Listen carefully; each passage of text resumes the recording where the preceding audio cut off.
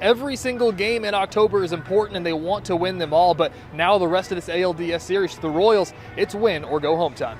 You can sit up in that press box and watch a Kansas City Chiefs football game and write down a bunch of talking points about what you want to come on Sports Sunday and talk about, and then the Chiefs go doink in a game-winning field goal if time expires at the end of regulation. I think last year there was a little bit of shock of like, wow, the Chiefs just won another Super Bowl. This year, though, it was a bit of a shock. It was, wow, that team just won a Super Bowl. It was the first time since 1983 that K-State has won 3 straight home games over the Jayhawks. The same number as Bruce Weber, who coached there for 9 seasons. But what we didn't know is that K-State fans will remember this game for quite some time, likely. They said it best after the game, Manhattan, you've got a quarterback. Mike, really big breaking news for Jayhawk fans. We've seen this KU team beat really good teams like Houston, UConn, Tennessee, but they did all of those 3 big wins with both of their All-Americans on the court. Jacob, it's really kind of full circle that the overtime rule that went into place because of the Kansas City Chiefs kind of end up helping the Chiefs. They say that the mascot's going to be an edible mascot. If you win, will you be taking a bite out of the mascot? I don't think I'd be able to get through there because of all those old linemen that are going to be surrounding the thing. Lots of differences between the two. One being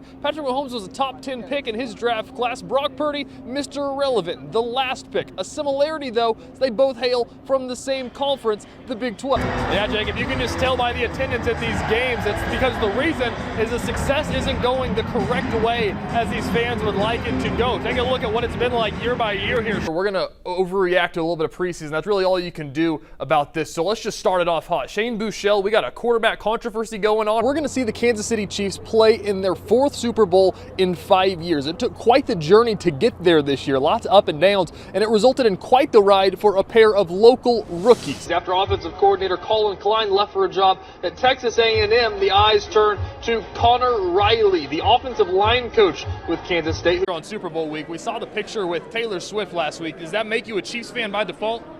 Well, Patrick Mahomes is my favorite quarterback. It's do or die time for the Shockers to have a chance in the American. It starts with Paul Mills moving to 2-a-day practices. The reason being, quote, we're bad. Tonight, one of the biggest games in Kansas City history, the AFC Championship, the Chiefs and the Bills. A Kansas City win. They're at their 3rd Super Bowl berth in a row. Brandon Zenner with us at Arrowhead Stadium. We'll chat with him live in just a couple of seconds. Wichita Open Week officially upon us. We're less than 12 hours away from the pros teeing it up at Crestview Country Club. The favorite in the field this year, a PGA Tour member competing in his hometown. Today we saw Paul Mills' biggest recruiting win since taking the job at Wichita State.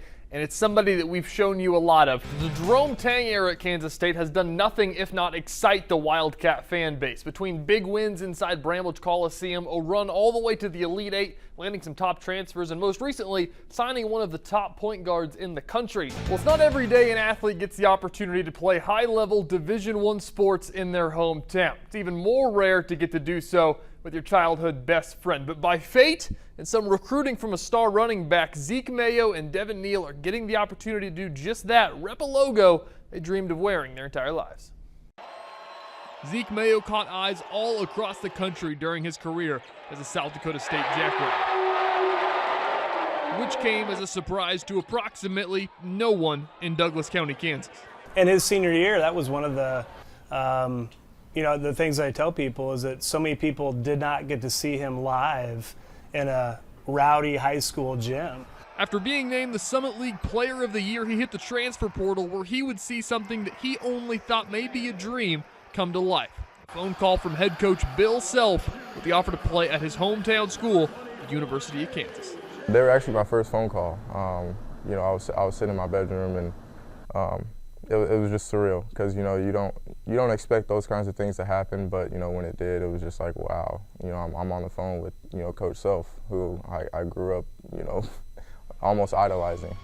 It was then that not only a reunion with his hometown was in front of him, but a reunion with his best friend.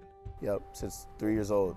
We've been boys since Pampers. We grew up on the same street. Devin Neal and Zeke Mayo, 2 Jayhawk stars, both wearing the logo they grew up dreaming of wearing.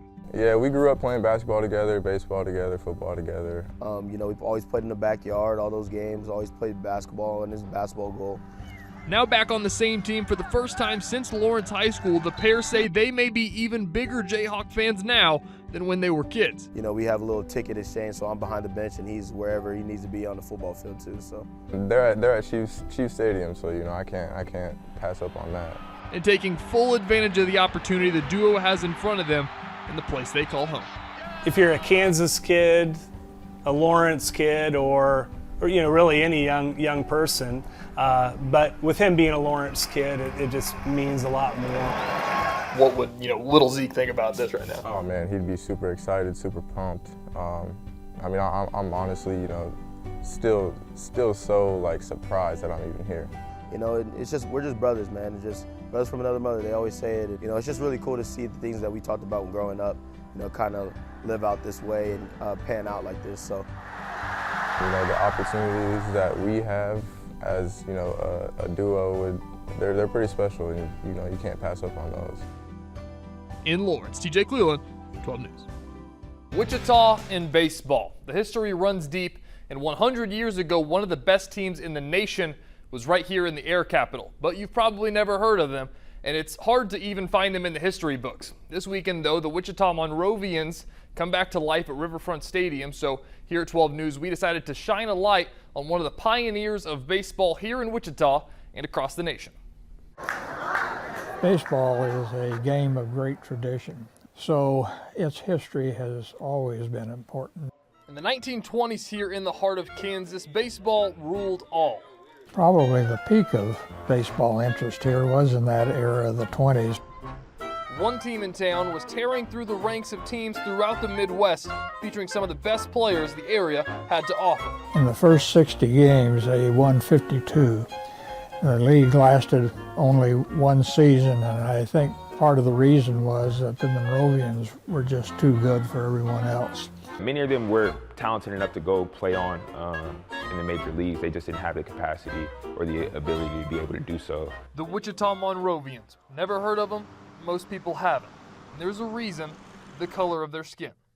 Black baseball was barely covered by the news media, so the existing files, if you would, are pretty scarce. The way things were written weren't designed to be empowering for those communities and not make it a fact that, oh, it's a colored team or it's a colored player who went out here and, pitched a perfect game. The Wichita Monrovians were the first all-black baseball team in Wichita that traveled all over the Midwest to take on opponents. When the team was back at home, though, they were welcomed by the black community in Wichita at the time with open arms. So it was a small percentage of African Americans here. So the Monrovians were the darlings of that community. They had reported crowds at the Monrovian Park of 3,000 or more at times. But one of their most attended games wasn't at their own Monrovian Park, but instead at Ackerman Island Stadium downtown.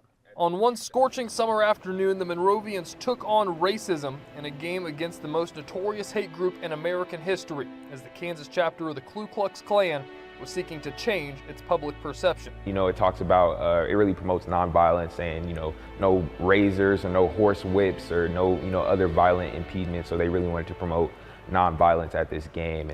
According to what's been written and what we've known is that the game ended without a hint of violence. The game, one of these scarce ones, reported in the Wichita newspaper, saying the rooting was enthusiastic and the crowd would have been a credit to the white leagues. The Monrovians took the contest 10-8 for a win, not only for them, but for the Kansas black community. 100 years later, as the newest tenants in the city look back on what Wichita baseball has been, the Wind Surge hope to bring back the Monrovians for one night with special throwback jerseys and a planned night of education on the historic team. People get a chance to see, there was a powerful team in the city of Wichita and wear the jerseys, and be able to just kind of recapture that moment. I mean, I would say if Wichita doesn't have its rich baseball history, we're not sitting here right now. Once you get down to the details and you learn more about the Monrovian organization and everything you do, you're not really surprised based on everything that they've done up to that point. I think that's super important to recognize, Wichita is one of the cities that, had a lot of interracial baseball even before, the likes of Jackie Robinson.